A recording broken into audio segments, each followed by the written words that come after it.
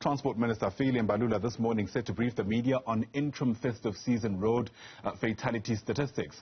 Just last year, South Africa missed its own target of reducing road fatalities by 20% when 690 people were killed on our roads by mid-December. This figure represents a 5% reduction from the 2019 festive season.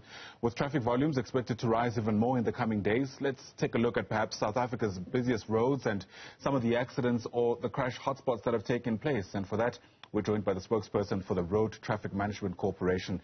That's Mr. Zwane, who's with us now via our telephone line. Bob Zwane, it's always great having you on the program. Thanks very much indeed for making time. I've heard criticism around us speaking about an entire stretch of road being dangerous. There are calls for us to speak more specifically now about accident hotspots. So with that in mind, where do you reckon the hotspots are for this festive season? Yeah, thank you very much for the indication. Yes, the hotspots are in Limpopo. There's a road called R71, but around Mankweng, that is a problematic area, particularly because of pedestrian fatalities around that area. And then on the N1, it's around Mukopane.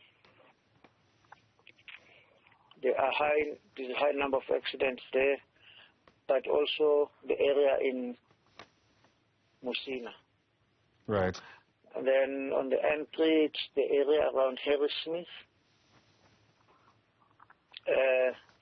The N2 in Eastern Cape, the areas around Umtata and Mbizana.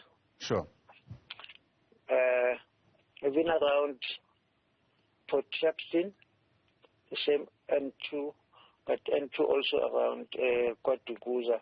There are also a high number of pedestrian fatalities around those areas. Yeah, and Simon, help us place these different areas for us if you can. I mean, you watch the trends more closely than any of us, actually. So, I mean, for instance, are you seeing that the hotspots in our country are moving, depending on which year we're in? And if that is the case, what do you reckon informs that? Yes, the hotspots do change from time to time, because if we have identified them for this festive season, it means we're going to put resources around those places to make sure they become safer. But then because of the interventions that are made, you find that accidents are now happening on other routes. They move to other routes, and then we constantly must do that. You would have seen in the past weekend, for instance, there was a major taxi accident in the Free State, killing up around 13 people. That route was not in the high accident zones. All of a sudden, it happened there. So when we do the next analysis, we'd have to take that into account. That now the high accident zone has moved into that area. Yeah. Typically, I mean, once you've identified a hotspot, you, I guess, introduce certain interventions. Those interventions, do they stay in the next festive season? Or because of your own constraints, do you have to reallocate according to where you suspect the hotspots might emerge? In other words, I'm trying to ascertain whether or not we're making progress or just really moving the limited resources around, which inevitably will leave gaps. Now, we don't move them around. We monitor that area for at least 3 years to see if the change becomes sustainable. But in some areas, we found that we have to constantly monitor them, like the N1 around Mukopane, for instance.